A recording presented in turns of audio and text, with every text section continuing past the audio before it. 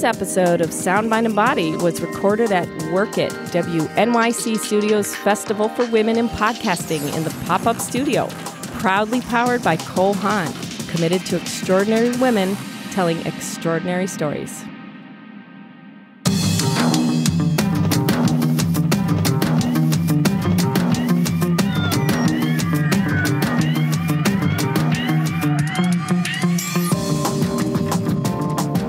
Hello, and welcome to Sound, Mind, and Body.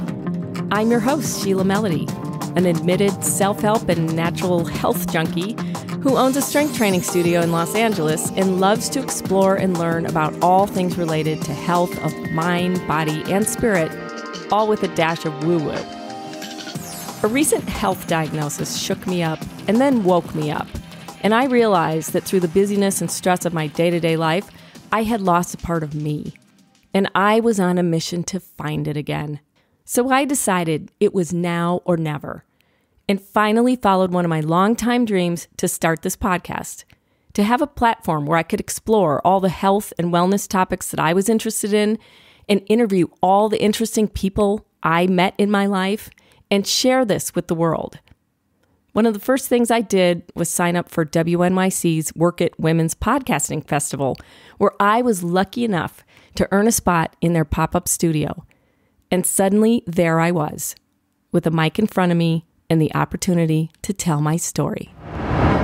Let me just explain a little bit about why I started my podcast. I have been thinking about this podcast for years. I actually had the idea in the 90s. And at the time, it would have been a television show.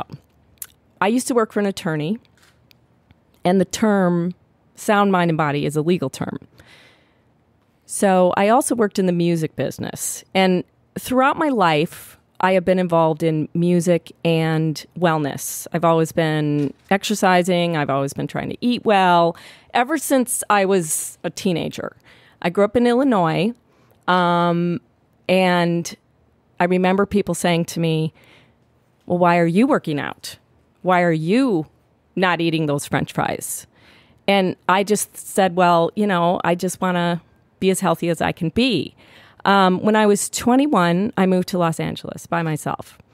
And that was a really life-changing thing. But I had this burning desire to just get out of Illinois. I grew up in Wayne's World.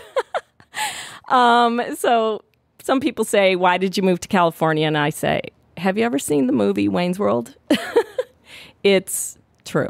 Anyway, I came out to LA and I really felt like I had met my people here, like my kindred souls that didn't care that I was, wanting to work out and look good and, eat well and everything, and actually supported that.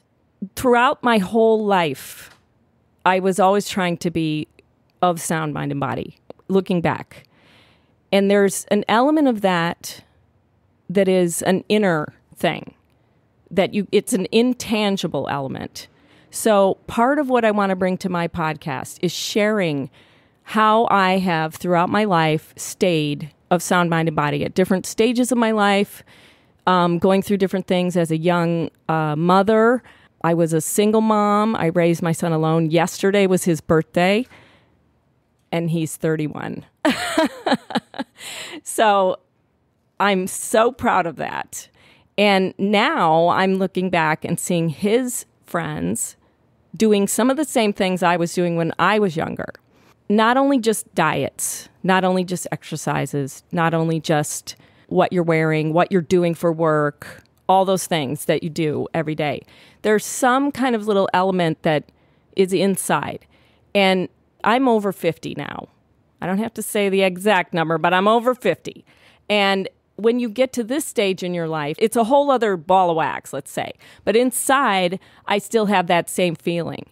And I just recently realized that I had lost touch with that. So I used to do things like saging my son, doing things like that, having him wear crystals, stuff like that. And now his friends are doing the same things. And they're like, Mama Melody. They call me Mama Melody. Mama Melody, we want to do these things too. And, we want to talk about these things too. So on my podcast, I also want to talk to them.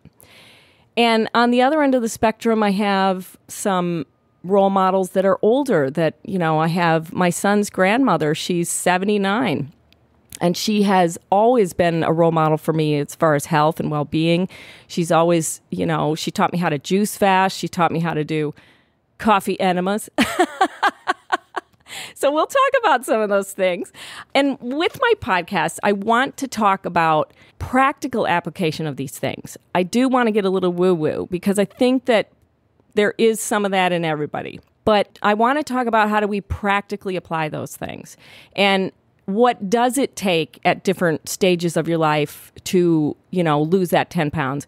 Which is another thing I realized. I look back, I was always thin and, but I always didn't like how I looked. I always wanted to lose 10 pounds forever. And now, once I got over 50, I opened a fitness company 5 years ago. I am a co-owner in a strength training studio in Burbank, California. And once I opened this company and I started working in the fitness world full time, it's very stressful. And I kind of suddenly woke up one day and went, who is that person in the mirror? Who is that woman that has gained weight? And, I'm supposed to be a role model for my clients. And I didn't even want to get on the scale. And then I get on the scale and I realized I was literally at full pregnancy weight. Like I was at the same weight that I was when I was 9 months pregnant. And so I went, okay, what do I do? Is this just me at this age? Is this just something I have to accept?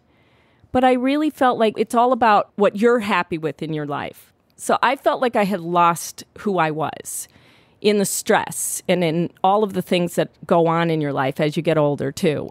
You start to lose parents. You've gone through some pretty difficult things, most people, and you just start to lose a little bit of that, that inner self that I was when I was younger. It started when I was very young and writing little poetry in my bedroom and, things like that. I think we always need to keep touch with that. And I decided that I would try to see what it was that was missing and what I could do. And the starting point for me was, okay, I need to get my nutrition under control and I need to see if I can get my energy back. I had no energy.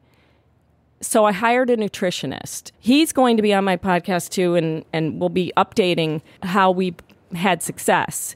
And what I've found over the past 2 to 3 months that I've been doing that is that I'm getting myself back. And it had to do with nutrition. And it had to do with me saying, hey, I'm going to go to that full moon women's circle in Topanga Canyon, which I hadn't done for 10 years, something like that.